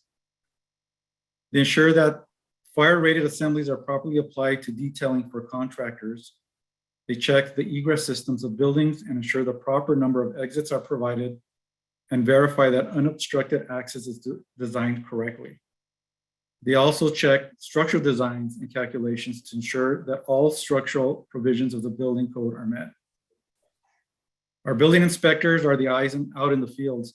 They ensure that the projects are being constructed per the approved set of construction documents. And they also respond to city emergencies that require the building division's expertise. The building and safety manager coordinates the team's activities and provides support to all stakeholders inside and outside of City Hall. I ensure that policies and codes are properly implemented and that our operations run as smooth as possible. So building codes are basically a set of rules that must be followed to satisfy acceptable levels of safety for buildings and non-building structures. Again, the objective of these guidelines is to ensure the health, safety, and protection of the public when it comes to the construction and occupancy of buildings. Our building code are made up of 12 parts. Because West Hollywood contracts with several county agencies, we also adopt the LA County amendments. All parts of, with the exception of 2 parts of the building code, LA County Fire Department is responsible for Part 9, which is the LA County Fire Code. However, there are some design standards in both codes that are identical, so our responsibilities do overlap in certain areas. When a project comes into building safety, the first steps are to verify the use of the building or space and verify that the building is constructed with adequate fire-rated material. The code has a range of construction types from basic non-fire-rated timber construction to non-combustible construction, such as concrete and masonry. We verify and sometimes assign occupant loads to buildings or spaces based on their uses. We also ensure that adequate number of exits are provided from each space and story and ensure that occupants have proper travel access to all required exits. We also verify that construction elements are properly fire rated based on the construction type of the building. This can include elements like fire sprinklers, fire doors, corridors, exterior openings, and elements along the egress path of travel. One important aspect of our job is to ensure that disabled occupants have the same access to all spaces and fire life safety elements in the building. Egress is a big component of this, and we often need to remind designers that accessible means of egress are always required in buildings. So where do you find fire life safety design provisions for residential buildings in the building codes? They're basically found in all our codes. For single-family dwellings, duplexes, and townhomes, the California Residential Code governs these designs. For residential occupancies with 3 or more dwelling units, the California Building Code governs. The city has also made a handful of amendments to these codes, and these are found in our municipal code. Again, there are some provisions in both the building and fire codes that are duplicated. Notably, Chapter 7, which cover fire and smoke protection features. Chapter 8, interior finishes. Chapter 9, fire protection and life safety systems. And Chapter 10, means of egress. So there's a lot of moving pieces in the design, construction, and maintenance of buildings. Building and Safety works with other city divisions and a variety of LA County agencies to ensure that buildings are safely occupied and used. Our main partners when it comes to fire life safety enforcement is Code Compliance and LA County Fire. Our team is in daily contact and work concurrently with both agencies, whether it's during the plan check process, construction, field inspections, or maintaining fire life safeties in existing buildings. So with that, I want to thank you for having me tonight, and thank you for all your work in our community. And I'm handing it over to Danny Rivas in Code. Thank you. Great, thanks, Ben, and good evening, Chair and members of the Public Safety Commission. As Mr. Glenn had mentioned, I'm Danny Rivas. I'm with the City of West Hollywood. I'm currently serving as the Acting Director of Public Works and also serve as the Code Compliance Manager.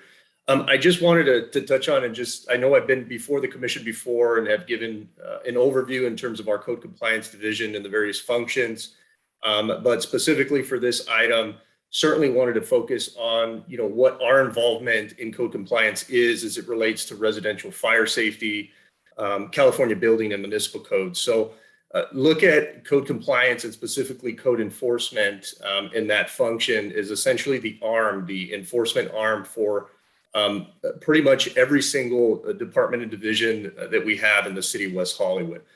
So when folks are going out, if they come across a situation or an issue that they're encountering, that they're dealing with, and or more than likely us receiving a report from a community member, then that necessitates our code enforcement team from going out, investigating, doing an inspection, in some cases with different team members from building and safety or from planning or from other external agencies that we work very closely with. And if there is in fact a violation of our municipal code or a state code that our code enforcement officers are capable of addressing, then that's when they move through our administrative enforcement process. So I did just have one slide that I wanted to kind of share, and it's not so much of the slide as it is on our city's website that kind of shows the process involved. So I'm going to try to do what Ben tried to do here in seeing if this will populate here on everybody's screen. And I believe that it did. If you all can see kind of that flow chart that's reflected. So this is actually on our City of West Hollywood Code Compliance Division webpage. I can certainly send all the commissioners as well kind of a link specifically to this document, but it essentially explains the code enforcement response process. And so generally speaking, if we're addressing any sort of fire, life and safety, housing or building code issues, it means that in order for us to address those have to be reported to us first by a community member. And the reason being is that we just do not have the capability or the resources at this time to have a more kind of proactive or systematic inspection program, which is something that has actually been brought before the city council. Actually, when I first started in 2019, we did receive a city council directive that asked Code Compliance to develop a systematic proactive inspection program for multifamily dwellings That came in the later part of 2019. And then shortly thereafter, we got hit with the pandemic, right? And so as we got hit with those, the unforeseen pandemic and COVID-19, that program, the development of it and so forth was put on pause. But what you're seeing before you is essentially kind of walking you through that process. If somebody does report to our division, that gets assigned to an area code enforcement officer. We have specific folks that are assigned to different areas of the city. They do their site inspections, and it walks you through that process in terms of them verifying if there is a violation. If there is, necessitates them issuing a notice, doing re-inspections, as you're seeing reflected kind of the body of this webpage here, this flow chart. And if at any point in between these re-inspections, if compliance is achieved, which is the goal of the program, then the case is closed. If there isn't compliance, then at that point, that may necessitate a code enforcement officer is issuing a series of different level of fines.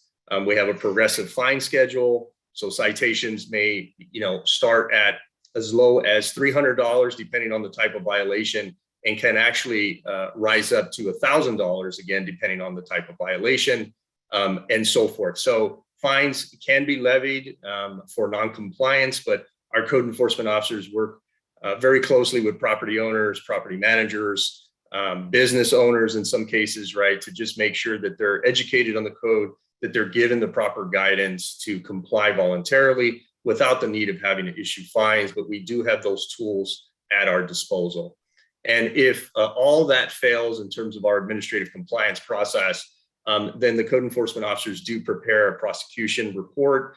That is then reviewed by the supervisor and the manager, and then is then referred over to our city prosecutor to kind of look at more elevated legal resolutions, right, to resolving whatever issues we may be coming across.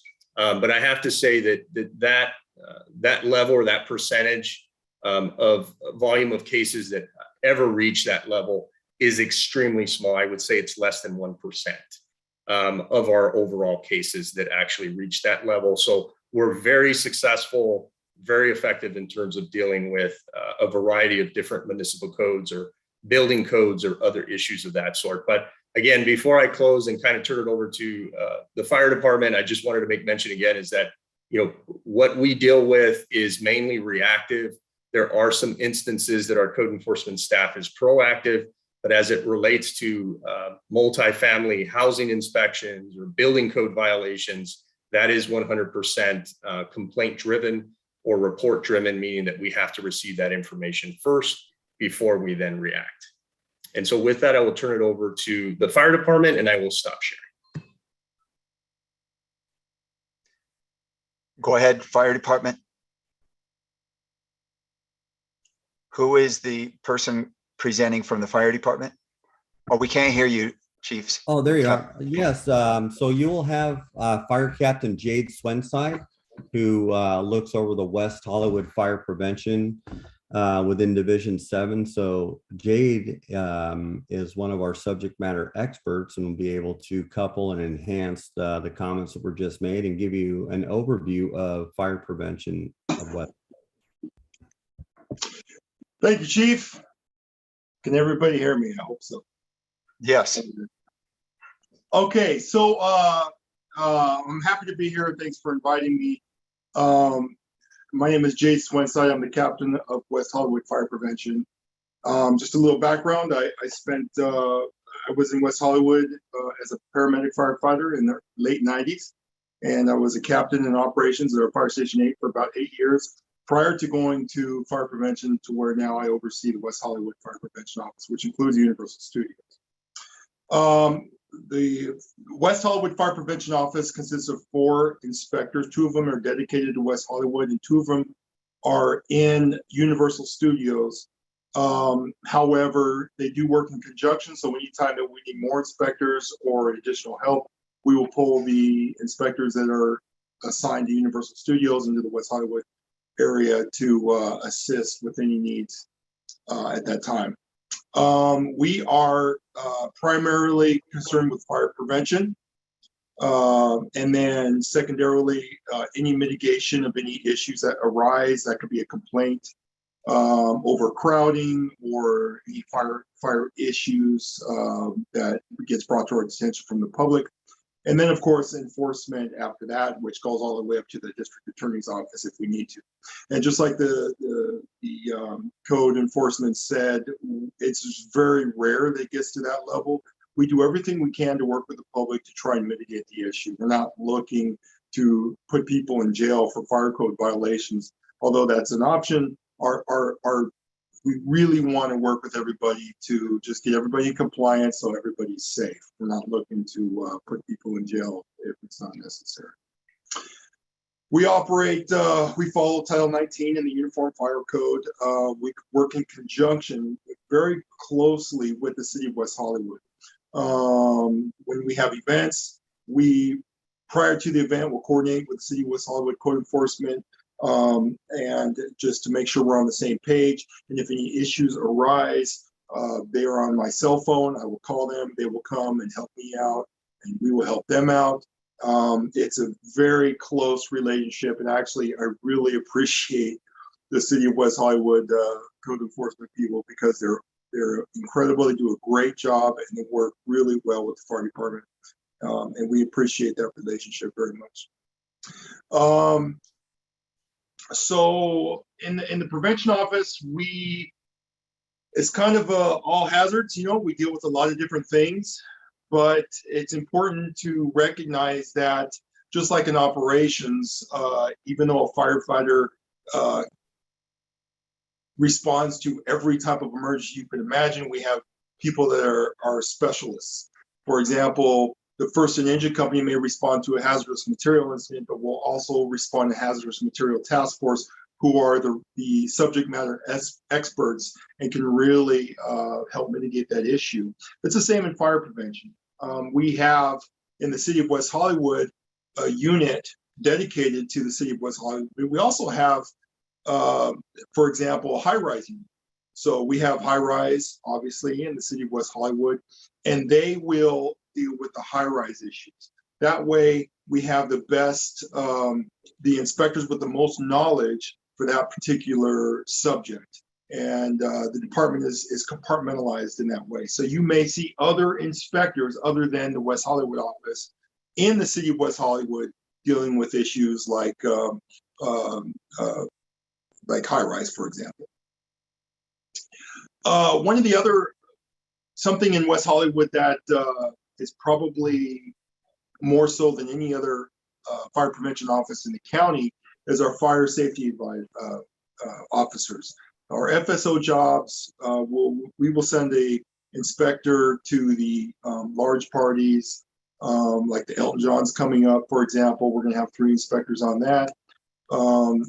Recently at the Super Bowl party at the PDC, Justin Bieber, of course, was one of the nights, along with Drake. We had several inspectors on that. Pride, Halloween, the marathon. I assign my inspectors and myself usually to those big events to make sure that everything is safe, and again, always working with the city code enforcement and the sheriff's department in close relationship to make sure we're all on the same page. And it's always been a great marriage, and we work well together.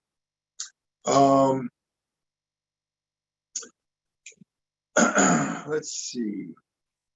We also coordinate. Something that's important to understand too is that every firefighter is a prevention officer.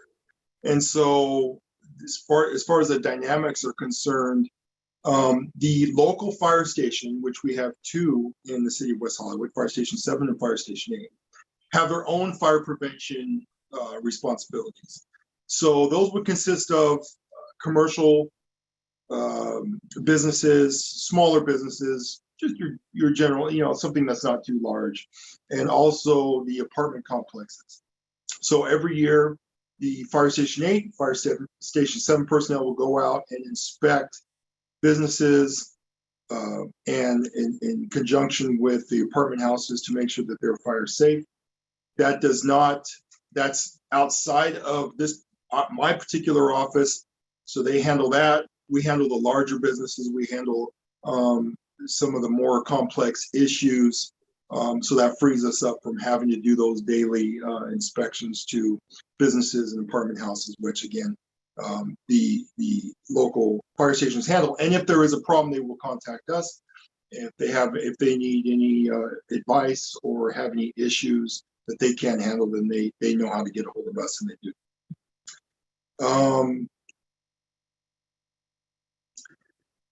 Let's see. So yeah, in conclusion, we handle complaints from the public. We handle new construction. We handle any additions to, to businesses when they're expanding and they're changing their sprinkler system. We'll go out and inspect and make sure that everything is good. We handle all the festivals, the large parties and the large events, and make sure that everything is fire safe. And if I may say on a personal note, I've been in the fire service over 30 years, or actually this year's 30 years. And for the inspectors that we have in the city of West Hollywood, amaze me every single day. These guys take their job seriously. They're kind and courteous to the public. They handle things as they should, but they really represent not only LA County Fire Department, but they represent the city. They represent everything in a way that shows their dedication and determination to really make sure the public is taken care of. When there's an issue, they do everything they can to help mitigate that issue and work with the public. A lot of times people come to us and they're pretty upset. They may be hot, they may see a fire violation. And I just had to say that I'm really proud of the inspectors that work in the city of West Hollywood. And I hope you guys are too, because they are top notch and they really care and they really take their job seriously. And I think that it's just every time I go to work and these guys tell me what they're handling and what they're dealing with, it just makes me proud. So I just wanted to share that with you guys and let you know that they are working for you. They're on your side.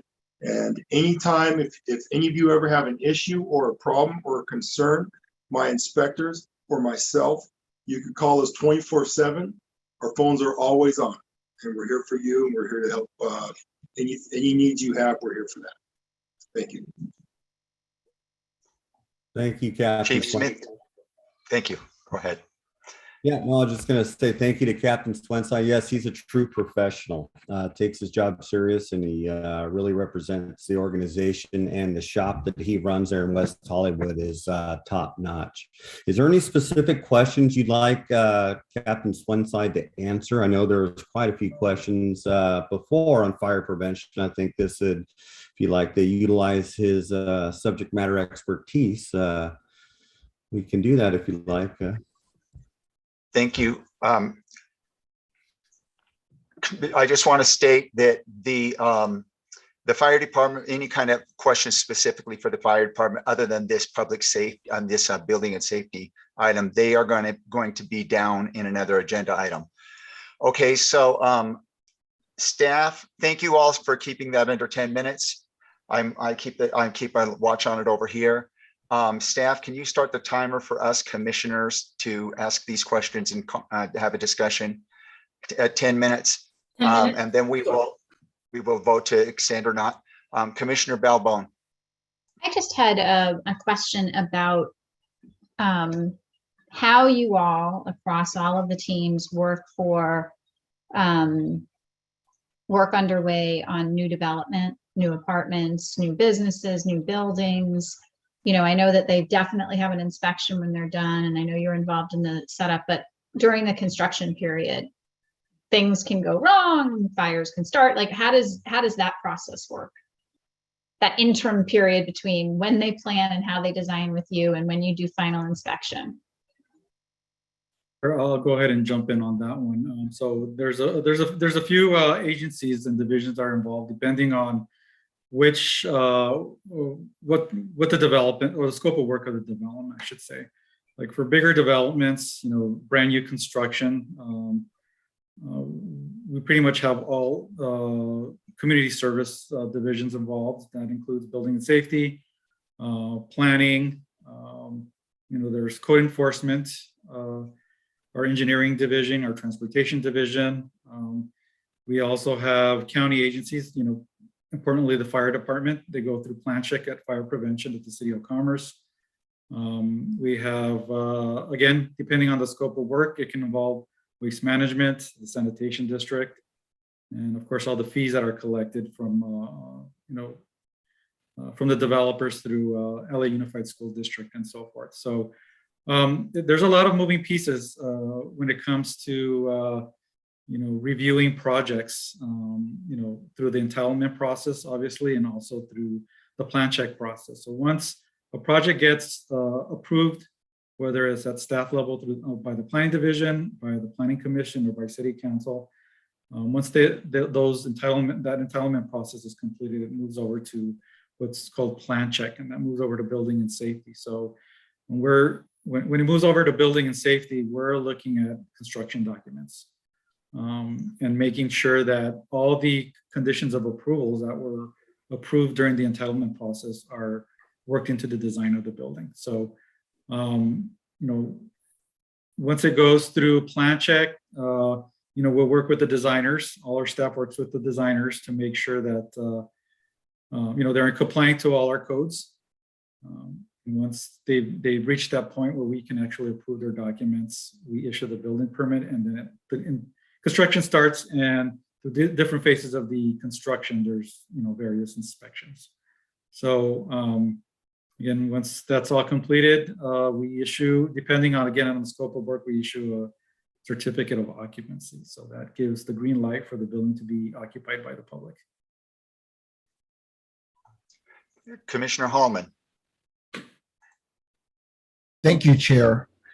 I don't know how this can be accomplished, because I believe Danny alluded to, there are staffing issues in code, which I understand. But something that is troubling for me, being a survivor of an apartment fire, and that is something that you never forget. What are we doing as a city to make sure that landlords and property owners are in compliance with residential dwelling safety?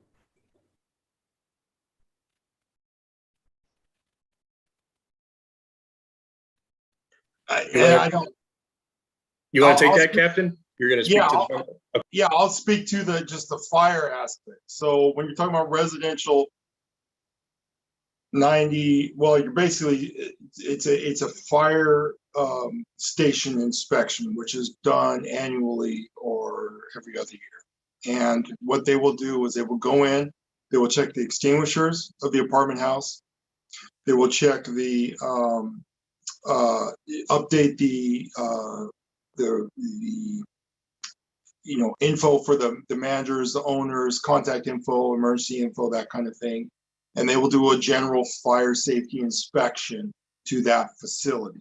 If there are violations found, then we will write a notice of violation and get that to the property owner or the property manager and expect that to be mitigated.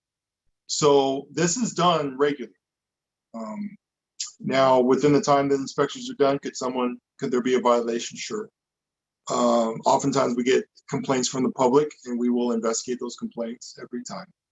And if they are found to be out of compliance at that time, then that fire station captain will write a notice of violation to the property owner. But it is something that the residential facilities, specifically apartment houses, because we don't do single family dwellings, are checked on a regular basis. Did that answer your question, Commissioner Hallman? No. Is there any type of written information that is sent to property owners and landlords annually to make sure that their buildings are in compliance. Because I have seen fire come to my building, and they check the extinguishers that are visible. But am I understanding that internal units aren't checked unless someone complains?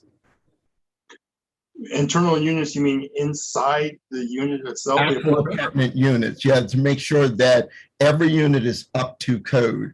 Fire, all the different detectors that are needed in a unit. Yeah. I can answer that.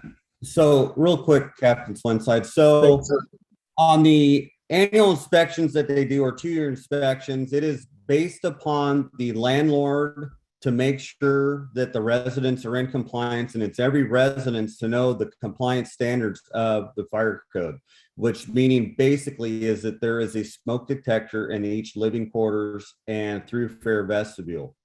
And so that is a requirement based upon the landlord for that to be implemented. So there's a self-check process with us governing that, but also with the landlords that are renting these units. It is their obligation to make sure that the life safety and the fire code measures are met. And also, in addition, every time that your West Hollywood firefighters go into an occupancy and they see that there is some negligence involved, they will talk to the homeowner or the tenant, if you will, and let them know or remind them and say that they need to have smoke detectors. But by law, it is the property management company that needs to provide the smoke detectors in something that someone is renting. If they're a homeowner, they need to be in compliance with that. But it's not police, as Captain Swenside said, on single family dwellings. But just knowing that your West Hollywood firefighters, when they see a very gross infraction of the fire code that's a life safety hazard, they act on it. And that makes sense. Tragically, I don't think we can depend on landlords and property owners to always do the right thing. So is there any way through code that maybe yearly an information letter can go to residents? These are things that are required in your unit. Okay, I see what you're saying. So the way to do that would be if you have a property management company that has X amount of units, when they rent that occupancy, that should be something that is provided by that property management company towards the tenant. So meaning that we physically can't go to every apartment in West Hollywood. So we have maybe you're misunderstanding me. Maybe it's literature, because the city sends out a lot of literature to residents. There is literature from Athens about bulk pickup and all of those different things, how to dispose of hazardous items. Can code send out a letter to residents, not property owners or management companies, making them aware of what is required by code in their units?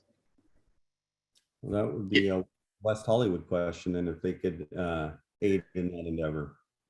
Danny, is that something the city could look into? Yeah, absolutely. I was just going to make mention of that. I mean, I know our rent stabilization division does send out a newsletter to all of the occupants on a quarterly basis. So we'll certainly work with them to see a kind of the more important, like the smoke detectors, the carbon monoxide detectors, right? Making sure if there's questions about other aspects of ingress and egress to multifamily dwelling units, we can kind of come up with a list, if you will, right? And plug that in there and work with them to distribute that. So that's definitely something, Councilmember Hellman, that we can definitely look into.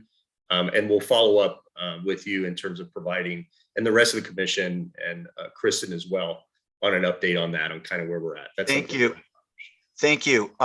Commissioners, Do you want to extend, or have we seen enough here? By consensus, raise your hand. If you're on a phone, raise your hand with the icon. Do you want to extend 5 minutes, or are we going to move on? Okay, we're going to move on. Commissioner Hallman, do you want to formalize that request in a motion? Yes, Chair, I would love to formalize that in a motion. I don't know how to word it, but I just can't express my concern after living through. Fire is an event, and it is a devastating event to go through. So I would just like to make sure we're doing everything we can to make sure that our residents are protected. Okay, so could we formalize it in a way of code compliance, Danny Rivas, his list that the commission wants to send to council, the recommendation to market to all residents and property management companies? Would that conceptualize it? Yes, thank you, Chair. Okay, do we have a second? I'll second. Roll call. Commissioner Balbone, Yes. Commissioner Hallman, Yes. Commissioner Oliver, Yes. Commissioner Roman, Yes. Commissioner Soon-Shiong, Yes. Chair Berger. Yes. Okay, we're going to move on. Commissioner Hallman, you can take your hand down. 9B, Fire Department, if you can keep it concise and just give anything that's unusual, and then we can move on to questions if we have them. Great. So nothing has been unusual. And once again, your West Hollywood firefighters are averaging 20 runs per day. So just remember your firefighters work a 24-hour shift. And within West Hollywood, they're going on 20 runs per day. And just an overview for coming up into Sunday, LA Marathon will be going through the area. Down Sunset will be in unified command with Los Angeles Fire Department, Los Angeles Sheriff's Department, and LAPD. And we will have a branch, meaning that the organization is split up, and we will have LA County folks in the West Hollywood area with an augmented staffing plan for meeting the need of the LA Marathon, plus also meeting the customer service delivery for Fire Station 7 and Fire Station 8. And I will see if Megan Courier has anything that she would like to add.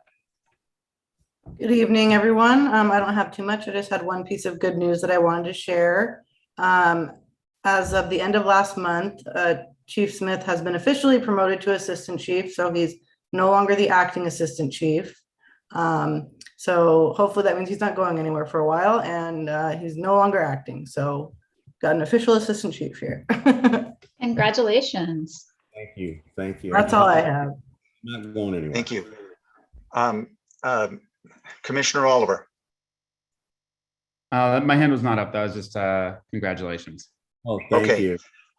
I have a request for staff. If you can, this may go to the, I don't know which department it is, in the index of links in the description of the YouTube video.